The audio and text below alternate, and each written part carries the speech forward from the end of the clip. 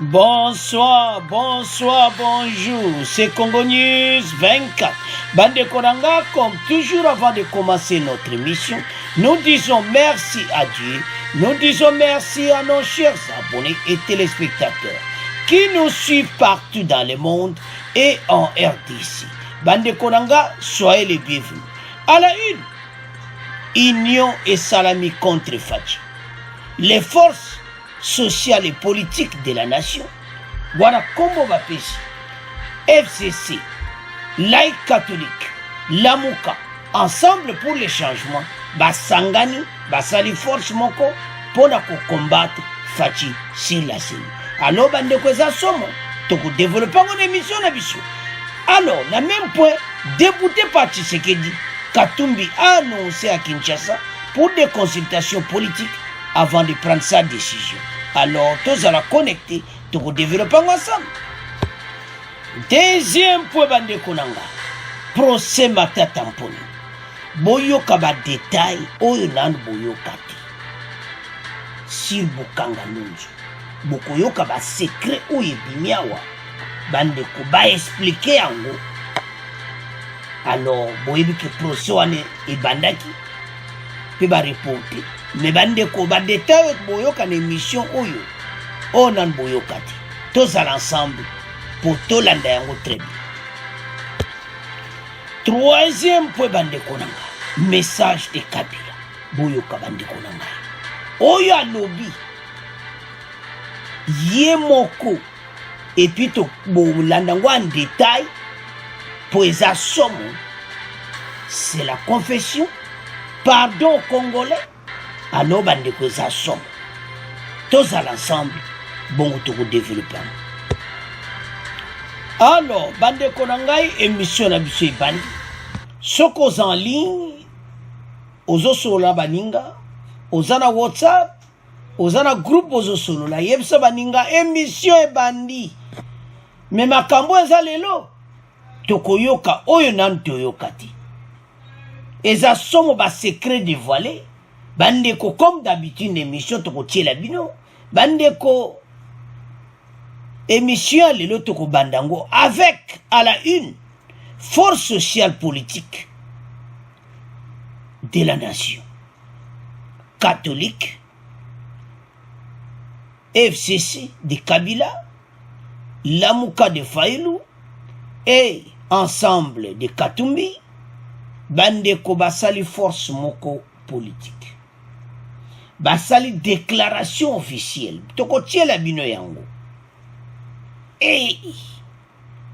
Mbokoyo. To ebsa bino ke kozala somo bato yo. Oyo bazako sala ba union na bango. Mais nzambe na biso ante suto lobaki eza nul et sans effet. Mais bandeko foko bonde la pona RDC. Makamba bien. Yango nde bandoki ya Congo batombokaka. Yako sakanate des réunions en coulisses. Après, on a été na Katumbi, débouté par Tshisekedi. Katumbi a annoncé à Kinshasa pour des consultations politiques avant de prendre sa décision. Yango yo à côté na makambo. Dans une déclaration commune publiée dimanche 24 octobre à Kinshasa, des forces sociales et politiques ont résolu d'unir leurs forces en vue d'obtenir par tous les moyens légaux l'adoption consensuelle d'une loi organique et d'une loi électorale pour l'organisation des élections crédibles, libres, transparentes, inclusives et apaisées en 2023, conformément à la Constitution. Basali union na bango. Balobi bango boketi na justice. Et puis bako kota na nzela. Tout bako sala. Basali sanga. Ya ba force oyo. L'église catholique numéro 1, Martin Fayulu numéro 2 et Muzito, 3 Katumbi, 4 le FCC de Kabila. Basali inyo, mission principale, barrer la route au chef de l'État. Donc c'est ça. Toujours monate, oyo lelo bazo barrer, voilà tout ça lango pour la nation. Nation, FCC, bon, ça pour la nation lelo, totika bajiko. Alors, eloko moko esalami a toujours remarqué ça oyo. Na ba force oyo, pourquoi tomoni l'église protestante te? Bon comprendre. Bande kotozala maele. Protestante azate. Pomona basango baza en tête à makambo. Toyebisa kibino. L'église protestante a battu. Baza na bango kuti na problème penati. Basango nde. Basango nde batu baza komema masolo oyo. Na ndenge bango bamoni. Mais, côté Fati azape la population. Tozo yebate. Tant baba kosala, côté on ne peut pas kosala. Donc, situation de commune angwawa, bango baringa ba créer le komo. Tant bazolo ba ketoko koma tina justice. Les moyens légaux. L'adoption consensuelle des lois organiques d'auto comprendre. Avançons. Pour les signatures de la déclaration, les blocages de la crise actuelle sont les faits du pouvoir en place, qui refuse l'indépendance de la CENI et veut prendre toute la nation en otage. Non, c'est ça à l'encontre. C'est plutôt vous, bongo de la nation en otage. Tout à la claire. Ah, tu as l'air pour ton côté la côté fatigué, pour ton côté à côté côté, mais ce qu'on t'a bien, côté président de la République va avancer ma kamweken. Mais bino ndi besoin qui va en otage basango. Maintenant, l'église catholique, boutique église protestante, va au moins analyser jeté, bino va avancer sur quoi au sangana na ba parti politique. Botala makambo. Qu'est-ce que bino? Que bangonde l'église protestante va en okashima. Alors, Katumbi azana kanda gosakana ngote. Mais toujours na point na lelo na Kinshasa. Azana kin ndete oloba. Alors, avant même de continuer mission, toyoka lisanga ya bangango basangani.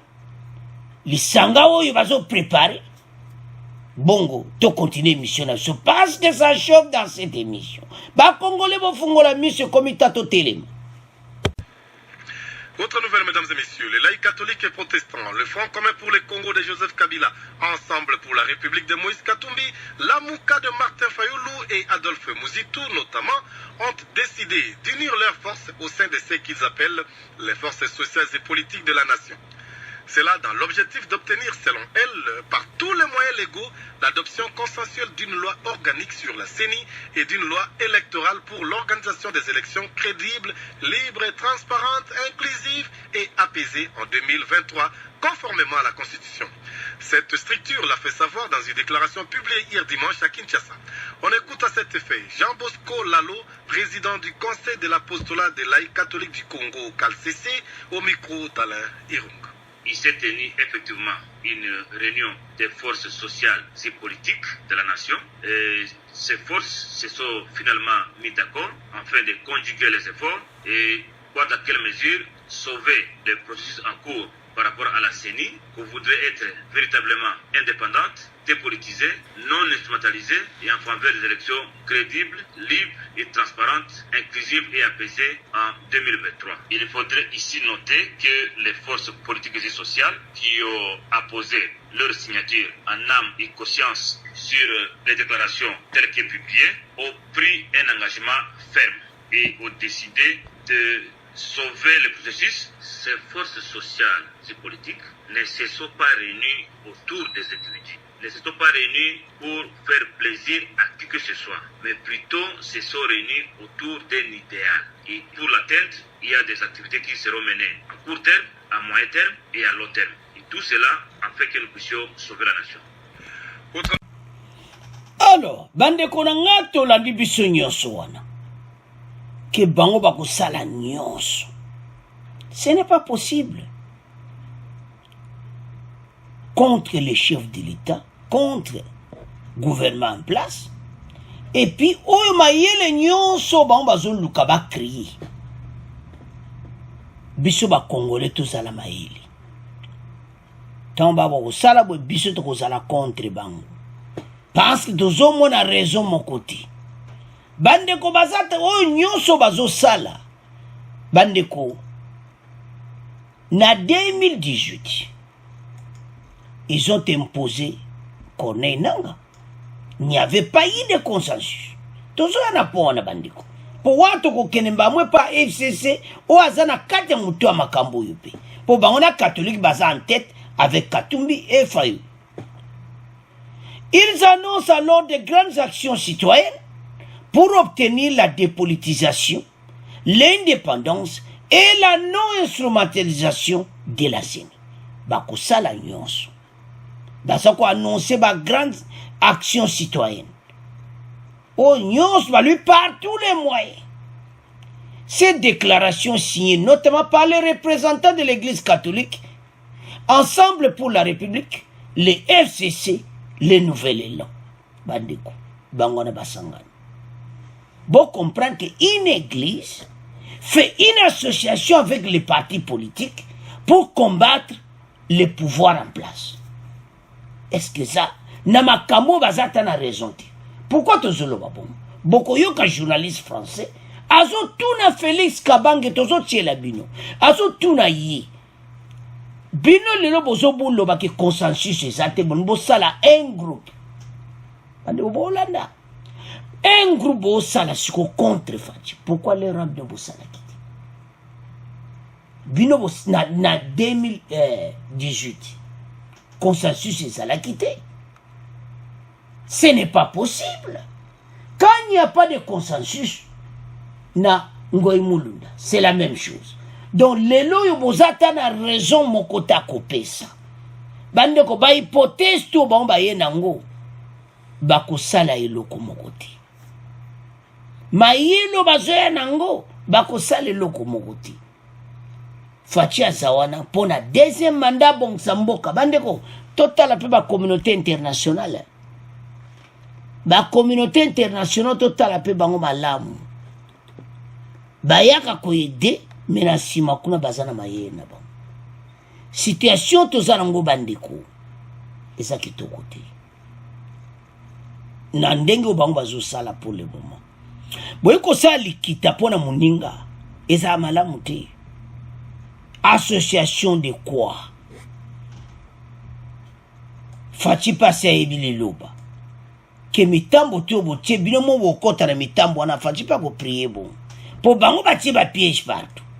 Et ce qui est grave, tambo yoka Félix Kabangi. Bandeko, batou yo nebte so balingi mboka na biso.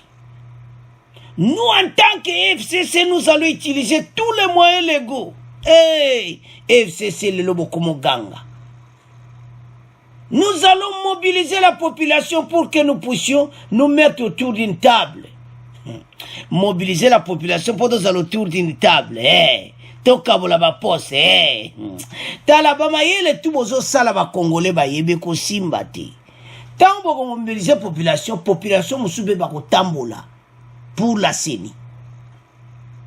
Ba partir musu etikali ba ko kota na nzela. Bangonde ko bazana grande population. Ba okota na nzela do ezaya koinda bino kudu bogomo anati bozana bana wewa boya kutuna bana wewa daba okota na nzela FCC bogomo na banguti alo bande ko Félix Kabanga kangi na ndenga mukiti alo sans plus tarder bande ko nanga toyoka Félix Kabange po bande ko nanga bato yo basiba bomi mboka toyoka ye bongo to continuer émission na biso parce que ezasom. C'est de manière très irrégulière et en violant tous les textes ainsi que le règlement intérieur de l'Assemblée nationale que Denis Kadima a été entériné. Devant ce forcing, nous, en tant que FCC, nous allons utiliser tous les moyens légaux et nous allons mobiliser la population pour que nous puissions nous mettre autour d'une table parce que obligatoirement, il faut un consensus de toutes les forces politiques et sociales. Certains vous dénient le droit de critiquer cette décision en pointant le fait que le FCC avait fait la même chose à son époque en nommant par exemple Corneille Nangaa à la tête de la CENI. Malheureusement, la situation n'est pas la même. Au moment où il y avait la situation de Corneille Nangaa et tous les autres cas qui ont suivi, la procédure avait été suivie. Peut-être qu'il y avait l'Église catholique qui n'était pas d'accord, mais là, il y avait un consensus de 7 églises sur 8 et il n'y avait pas autant d'irrégularités que ce que nous sommes en train de vivre aujourd'hui. Alors, Bandekolanga Tolandiwan, 7 églises sur 8, Yibango baza komi kota na mitambu na bango moko. 6 églises sur 2, sikoyo, consensus yate. Alobi bien clair ma Félix Kabange Tolandi que cette église contre une église et maintenant 6 contre 2. Donc, et c'est le même scénario. Bandeko batoyo balinga mboka na biso to fungola miso. Nous en tant que FCC, nous allons utiliser tous les moyens légaux et nous allons mobiliser la population pour que nous puissions nous mettre autour d'une table. Parce qu'obligatoirement, il faut un consensus de toutes les forces politiques et sociales. Bango, balimba kene autour de la table. Avec qui? Ba Congolais bondimate, botombola ba voix, boloba ke batoyo, ba détruire mboka na biso. Lelo bazoya na ba catholique ensemble koya ko menacer batu basali lisanga na bango lisanga soki abanganga oyo bakomeka to nzambe na biso na kotika te. Fachi a déjà dédié ce pays entre les mains de Dieu. C'est que bango bakosala parce que bandeko to lo bantanke mboka na yo. Mboka no makamba bien zoya il faut to telma tala. Oyiba congolais to fungola miso po makambo ebele to telemelango oka voilà. Biso toi parti pris boité. Où est l'intérêt de la nation? Mboka, ba monike fatia nga bon samboka. C'est ça leur problème. Ba Congolais bona muka.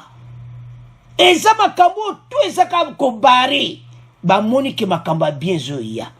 Na ba mindele ba koti sima na bango. Ba konko keretiko kono monaka be église. Mais na comprenate. Ba mindele oyo bayake para biso na comprendre gate pande ko to batu oyo to comprendre bino bo pesi biso dollar na bino bo pesi biso mbongo na bino euro na bino sima kuna bozo ko attaquer mboka mais pande ko tala mboka ya avancer tant que ba congolais nyonso baza sima fachi o nyonso un groupe abatu to bengango un groupe amuki bande ko fachi za populaire pour le moment. Un groupe kaka ya batu baza kolinga mboka na biso zonga sima mais toko zonga sima te. Au moment où il y avait la situation de Corneille Nangaa, la procédure avait été suivie. Peut-être l'église catholique n'était pas d'accord, mais il y avait un consensus de cette église sur 8. Mais awa petozana un consensus de 6 églises. Bandeko, et puis à Barre, il n'y avait pas autant d'irrégularité que ce que nous sommes en train de vivre aujourd'hui. Non. Félix Kabange, vous êtes à côté. Tala, mayelo tubozoya, mboka na biso tokotika yango te. Na bato oyo baye po ba détruire mboka. Ba Congolais bofungola miso. Mboka oyo eza ya biso. Makambo tu bazosala. Comment un batu basangani boye contre les chefs de l'État? Te fungola miso. Mais baye baki. Boko kati. Facha zola na nzela malembe ndenge zokende. Mais auto zomona awa eza très dangereux. Bango bazomona ke facha zokene po mboka oyo telema. Mboka oyo, nous avons des richesses. Surtout tu un bon dirigeant. Azo kanga batuko tia bango na prison na koyiba bambongo à l'État. Bango bazo la contre parce qu'azo bon samboka alors ba Congolais tala. Toko tika makambo boyiti. Bango bakoti na nzela bana we wape bako telema bako loba biso doza pour les chefs de l'État. parce que makambo yo o bato bazo sala bo préparer vraiment likita boya moi makasi non ata kubayina muto siko te comprendre le secret mwinda ba congolais linge banda kopela mulili bonboye la biso nul et sans effet. Alors bandeko nanga Katumbi bandeko député par Tshisekedi, Katumbi a annoncé à Kinshasa pour des consultations politiques avant de prendre sa décision. Donc azo kitakini ayakukuta na ba parti politique na ye batune force na ye. Le président du parti politique Assemblée pour la République, Moïse Katumbi, est annoncé à Kinshasa, capitale de la République démocratique du Congo, au courant de cette semaine, où il va engager une série de consultations avec les instances dirigeantes de son parti, ses alliés politiques au sein de l'Union sacrée de la nation, ainsi que des représentants des forces vives. Azoya, Akutana bat, ne pas ça un problème sérieux.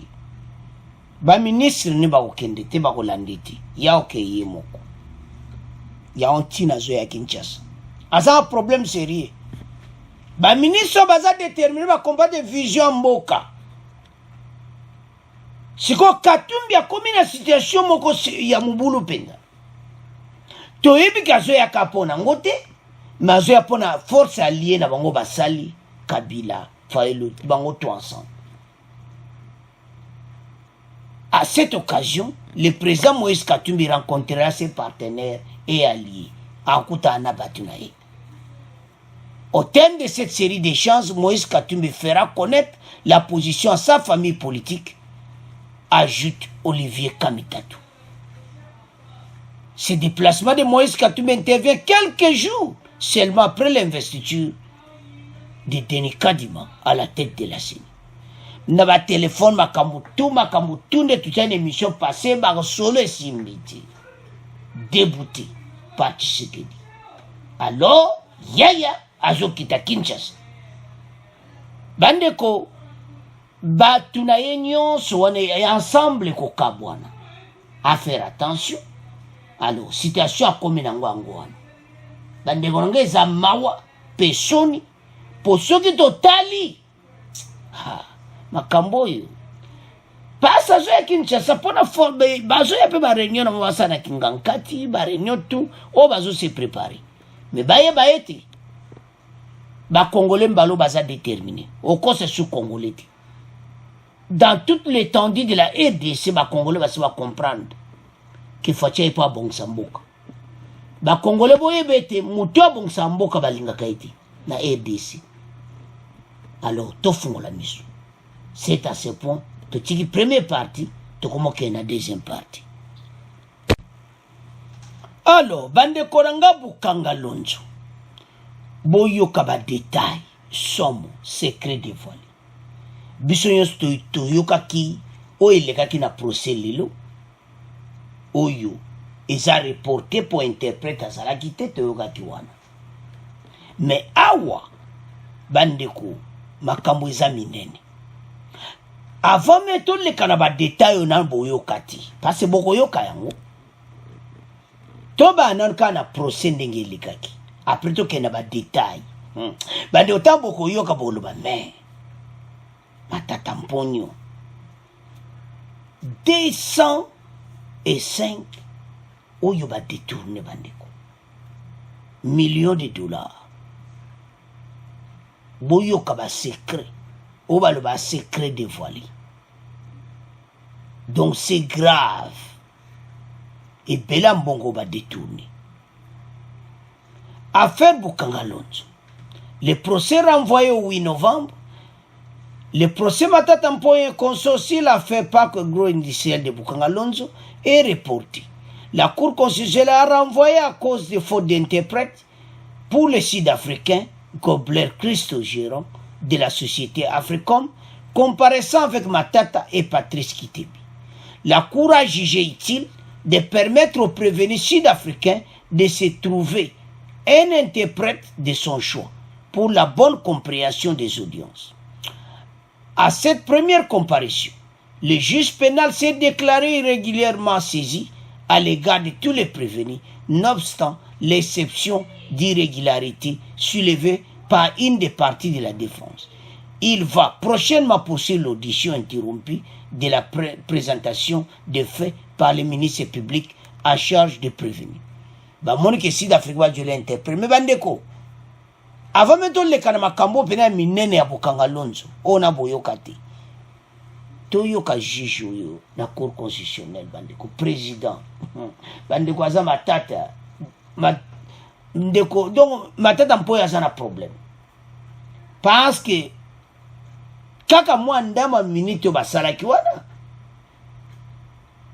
bolanda ngo bandeko ebele tolandaki yango kamwe extrême keka tokataki bolanda kaka bo comprendre ke makambo eza minene awa Sud-Afrique oyo bakolia mbala na RDC po nde nazomona juge président aza déterminé na ndenge amuketa yebisi bango awa ezali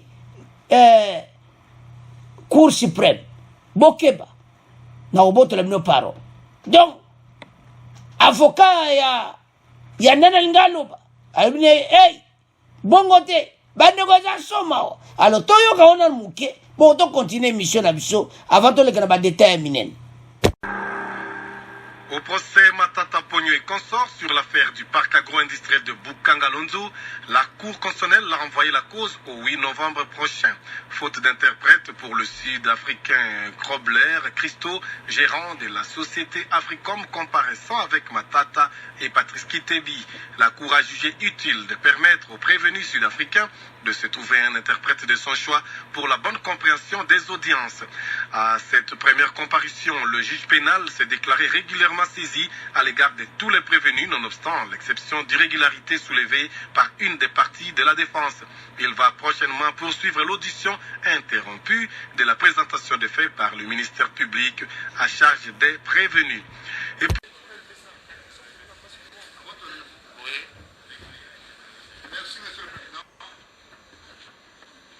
nous avons pensé que la question de la remise a toujours été discutée entre les juridictions inférieures, pas ici. Nous aurons voulu que ça soit... C'est pour ça justement que les avocats d'un certain niveau savent que devant les hautes juridictions, la procédure est menée par la Cour, pas par les partis. Donc il ne faut pas nous engager dans ce pays.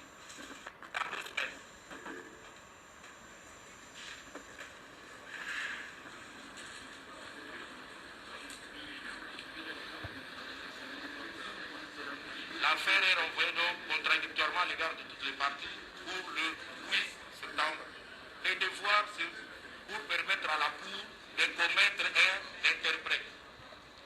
Plus rien n'étant au rôle, la séance est levée. Alors, bande konanga to la dibiso nyonso wana. Ndenge balubakati donc eza somme. Donc tozomona juge président za Matata. Donc makambo ndenge zokene bakoyoka. Pour ozo sentir des autorités moko dans la salle. C'est ça la Cour suprême. À la Cour suprême, ezate ndenge zalaka na ba tribunal ou na grande instance de la Gombe. Avocat Matata Mponyo ayoki déjà solo. Que makambo ndenge zokende. Makamba weza mobulu. Donc nde babimi wana bayebi déjà que yaya akwa oke makala bandeko ndenga na moni bandeko oyo ngana zomona ndenga zokata bango maloba eza soma po alaksi bango et puis bandeko balandaki bayebi alobaki mebo bangama ba retardi era pesi bokoma na era iso bokomi na retard bosala soni ya RDC batie koma na era parce que bayebi ke tribunal aux Nations Unies azolandango oni bazolandango parce que Matata Mpoya meme makambo nene oni mokili ezolanda jugement oyo. Donc c'est ça. Alors bandeko Matata Mpoya est problème sérieux. Ndeka na tali juge oyo juge président bon tozawa tozelaka nde dans 2 semaines le 8 novembre ndenge kotoka donc koza mobulu. Alors tokende sikoyo na oyo nanu boyokati bandeko badetail eza somo ezobangsanga koma bato oyo tokotiela bino badetail wana Bukanga Lonzo on dirait bapreparaka na bimoka baeskoke kambo tambo kolanda bandeko boloba bo promettre congolais ke biloko yango ya kolia biloko ekosalama d'autres souffrir sous te ton biloko kolia de koma nango eloko pamba mais si bitima bo abandonner projet raison ya abandon ba pesa peuple te ce qui est grave bota la gouvernement matata mpoyo boko futa obo sali ba congolais mais avant de progresser bandi opo eza pasi pe bawa komona comment ba abandonaki yango na ndenge moko makambo basalaki na Bukanga Lonzo donc eza somo si les 285 millions oyebimaki na trésor public 200 et quelques kena maboko ya bato donc oyo eza pena sud-africain aza na problème sérieux donc ndenge aza wana ye mpe aza na situation parce que bandeko eksekele nyonso ekobima yango base matata yo oza à la tête yo ozali premier ministre comment peut abandonner un projet sans suite et puis tambo yoka na ba détail ilunkamba pe muta yesi makambo pe grave boko yoka makambo ilunga aloba bolandango très bien avant de continuer mission parce que nanu boyoka te ba détail eza somo secret dévoilé to landango bon to continuer mission sur Bukanga Lonzo ndeni basala ba congolais pasi pe mao.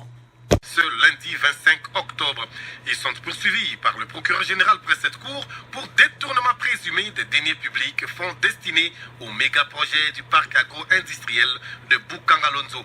Rappelons que dans un rapport publié le 18 novembre 2020, l'IGF avait affirmé que le trésor public avait débloqué 285 millions de dollars américains pour le futur parc agro-industriel de Bukanga Lonzo. Sur ce montant, 205 auraient été détournés et l'IGF avait présenté Augustin Matata Pogno comme auteur intellectuel de la débâcle de ce projet lancé en 2014. Qu'est-ce qui va se passer à cette première audience publique, Jeff Ngoyi? Tous les trois comparaissent en étant libres. À ces débuts d'audience, la première des choses sera d'identifier les prévenus. Après cette étape, la Cour demandera au ministère public de présenter l'accusation. Puis la Cour passera à la vérification des faits. Ce sera le début de l'instruction. Le ministère public pourrait aussi solliciter des juges l'arrestation des prévenus pour telle ou telle autre raison.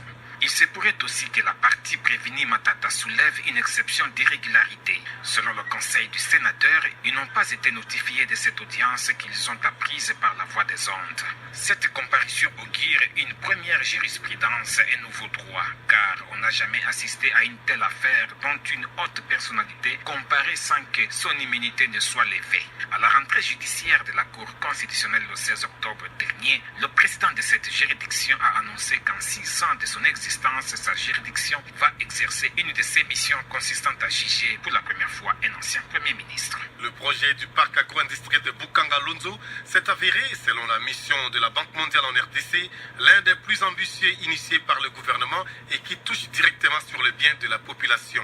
Initié en 2014 comme projet pilote des 22 parcs agro-industriels que devrait compter ce pays, le parc agro-industriel de Bukanga Lonzo avait pour mission de produire du maïs, du haricot, des légumes frais ainsi que de la viande afin de répondre aux besoins alimentaires. Ces projets aujourd'hui en abandon devraient permettre à la RDC de réduire sensiblement les impacts néfastes de son économie extravertie qui lui fait dépenser près de 2 milliards de dollars américains chaque année dans les importations de vivres. Pascal Massirika.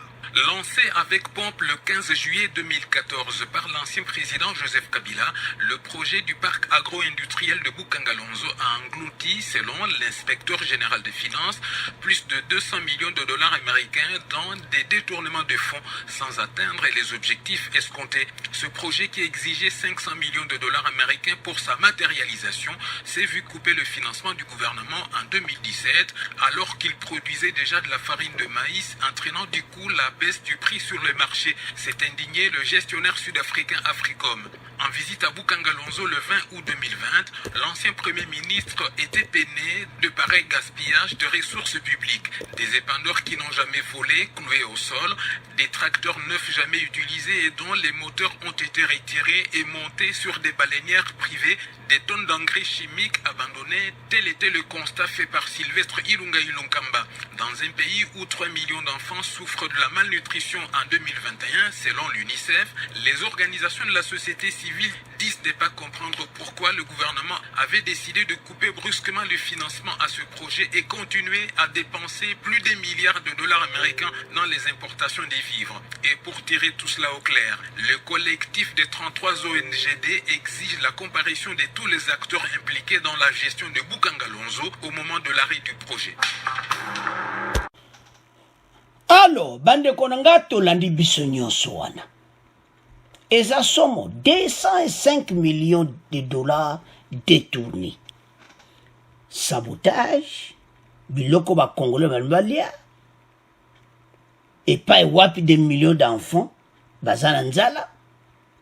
Ilunga même signalé pourquoi pourquoi ba abandonna ki yango ilunkamba. Et puis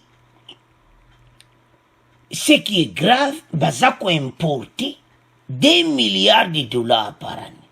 Biloko utaka libanda, so talpe ba société ango, ba société na bango. To i ba abandonna ki yango pour un but à unyoko la congolais. Et ça le quoi to ça le loko te bon, en tout cas le loko za ko ide pays. Mba mo bo changer boulot dia. Te de bateau. Bateau faut pas continuer à souffrir. Tu as abandonné ce projet. Bah, soutien. Vous comprenez, bande konanga. Bah, qui une idée bien. Mais le kolo basaki na mission na bango, ya konyoko la congolais. Ndeto landiwa, so vous comprendre ndebo landiwa.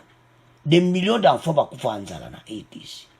Pays est dans la situation difficile côté kolia. Bango ba yebaki yango. Ante tabasa ko benda ba graba montant.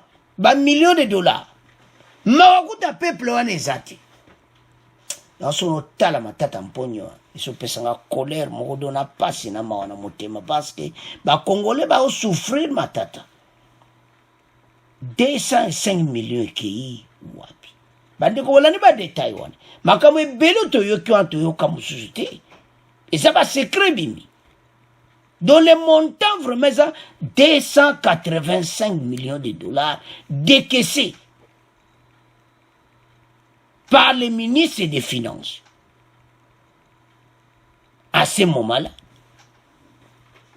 sur les acquis Moulang, sur les acquis Nan, bah décaisser 285 millions de dollars na possession à Matata Mpogno, comme premier ministre a dirigé le projet. 205 millions détournés. Pato ba sakane na mbongo mboka na biso. Zon des millions de dollars na ba compte. Mais les Kambango koki. Ba Congolais ba yeba ba vérité. Sud-Africain oyo tia ko craquer pena ko loba tout. Yaki aya expliquer bango ba projet kito. Mondela bado Sud-Africain batu ayaki na boule nele mso bien ko sala pena bilanga. Sud-Africain peut-être ayo okuta o kopa ngweza kode ayo okuta kisiko za kop. Toeza mawa Sony botala makam. Le mso Sud-Africain yaki na epena ki oui na ela sa musana nga pena bafutanga. Mais Sud-Africain yo kota na kati ya ba kop. Sud-Africain batu ayo kota na kati ya ba tribunal siko. Botala makambo. Botale pas payé outi. Yanto esa ba Congolais botala na sima. Parce biso to mona kako yo sama lelo. Botale pas to outi. N'est pas fatia memi biso bato nyonso bakongo kene kosamba, n'y a plus des intouchables. Bako zalawana, bako samba, donc makambe intouchable ezati. O baloba kezaya ko indi si indi, donc le 8 novembre. Bakongole je bazana colère matatampo. Nde bayoki makambo yo. Donc nzoka nde 205 millions de dollars matata eskenda wapi. Et ce qui est grave bande kotolanda. Ndeto yoki wana 80 millions de dollars soit disant machine abandonnée à Bukangalonzo. Ils ont acheté des machines. Oh basomba boy Babylone musuba abandonna bilo kuna na Bukangalonzo bakuta mo ba tracteur mo boy vanda kuna.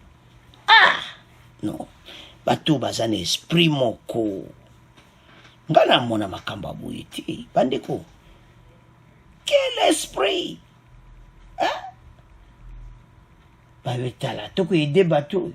Bateau vous bazaka na position, ba continuer ko souffrir. Biso to ko souffrir. Yango eti. Ba Congolais ba bondelaka, ba sambelaka ya solo. Tala siku. Ba ibaka keleki na ngo. Un jour on dit matin makambo ya okoma devant la barbe, on dit matin matata, so monoko andoto. Mais a commis devant la barbe. Le premier ministre. Makambo na ne salamati. Ya oto esa ba Congolais. État de droit ok na ozo lande ba tozo répondre. Juste présent zo kata bango, azo lo bala bango direct. Donc toza na kati état de droit, makambo e bandi. Te bisa kibino ke siffler tango ko beta na bo ba tchaka makele ba ko vanda nye. Parce to mona ki déjà. Bande ko fo mona ti. Biso dia to mona président oyo Fachi aye kobongisa mboka ata totala bato non et comme tant biso tuto loba pona mboka oyo kotikala boiti. Alors lelo bango tu bakonko samba makambo échanger bande konanga toze le 8 novembre tant makambo okita. Alors je crois que tu as des détails. Alors, ça va secret dévoilé, ça va montant.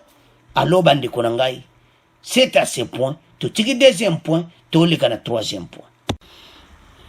Alors, bande konanga, tu comme na troisième point na biso. Boyoka message de Kabila au Congolais. Confession, pardon, tous comprendre. Ajo ki mémoire na ya dédié à Laurent Désiré Kabila et aux Congolais qui ont perdu la vie pour la recherche de la paix à RDC. Na ba Congolais nyonso ba kufa na mboka na biso. Nzambi. A dédié master na ye. Bandeko a publié kiango, a défendu kiango, c'était na Jonas pour le vendredi 22 octobre 2021. Il a obtenu ça. Cette étude est dédiée à la mémoire de mon père fait Laurent Désiré Kabila et tous ceux qui en République démocratique du Congo qui ont perdu la vie dans la recherche de la paix, a écrit Joseph Kabila dans ses mémoires. Et Ngaï. Passe na motema. Ba Congolais ba kufa. Yango place wana ndezo sala pasi. Pourquoi a dédié mémoire na ba Congolais ba kufa? Est-ce que ça est naïveté? Nga pona ngai na opesa proposition. Pona ngai fallait ndeko dédommager batu wana nyonso malgré que nous avons le jeté. Baluka batu nyonso ba kufa a dédommager bango. Nga pona nga na omona bongo. Po ba kufi siko ya reconnaître. Naïveté wana idena ngai. A dédié master na ba Congolo ba kufa.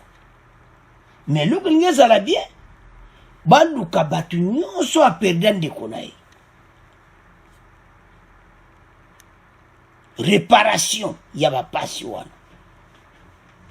Interne batu ba souffre.